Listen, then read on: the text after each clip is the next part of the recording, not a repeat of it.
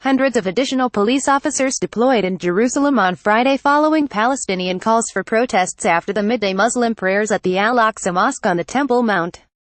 The protests follow Wednesday's announcement by U.S. President Donald Trump that the U.S. recognized Jerusalem as Israel's capital.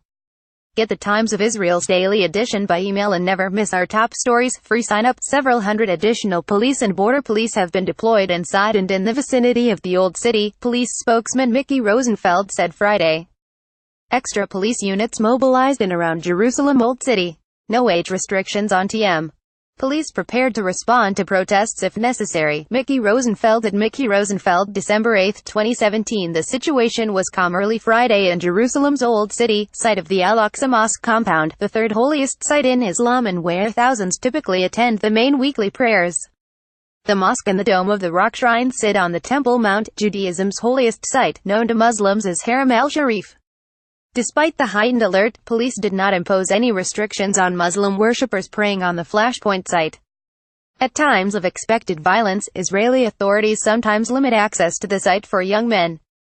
A Palestinian protester sets alight an America flag during clashes with Israeli troops at a protest against U.S. President Donald Trump's decision to recognize Jerusalem as the capital of Israel, near the West Bank city of Ramallah on December 7, 2017.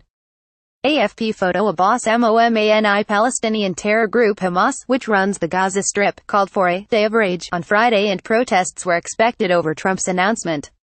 Demonstrations in solidarity were also expected across the Middle East and many Muslim nations, including Jordan and Turkey. In Malaysia, more than 1,000 Muslims protested outside the U.S. Embassy in Kuala Lumpur.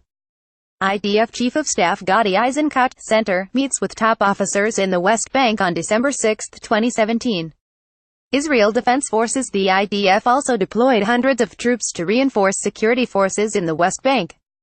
In light of a situational assessment by the IDF General Staff, the IDF Army said on Thursday it had decided that a number of battalions will reinforce the area of the West Bank, as well as combat intelligence and territorial defense units.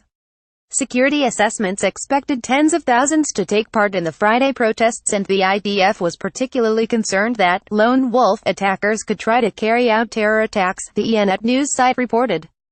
Soldiers were stationed at potential confrontation points during the day and were later to deploy to prevent any attempts to carry out attacks on settlements over the Sabbath, the report said.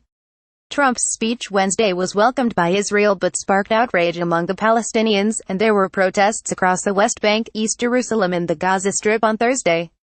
Palestinian protesters burned pictures of U.S. President Donald Trump and Israeli Prime Minister Benjamin Netanyahu following Trump's decision to recognize Jerusalem as the capital of Israel, in Gaza City, on December 7, 2017.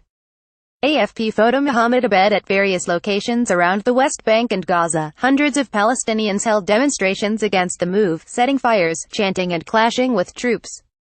Demonstrators also burned posters of Trump and Prime Minister Benjamin Netanyahu, as well as Israeli and American flags. Dozens of Palestinians in the West Bank and Gaza Strip were reported injured, mostly from tear gas inhalation and rubber bullets, but also some reportedly from live rounds.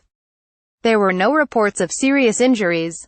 U.S. President Donald Trump delivers a statement on Jerusalem as U.S. Vice President Mike Pence looks on in the diplomatic reception room of the White House in Washington, D.C., on December 6, 2017. Madalnana. In a Wednesday address from the White House, Trump defied worldwide warnings and insisted that after repeated failures to achieve peace a new approach was long overdue, describing his decision to recognize Jerusalem as the seat of Israel's government as merely based on reality. The move was hailed by Netanyahu and by leaders across much of the Israeli political spectrum. Trump stressed that he was not specifying the boundaries of Israeli sovereignty in the city, and called for no change in the status quo at the city's holy sites.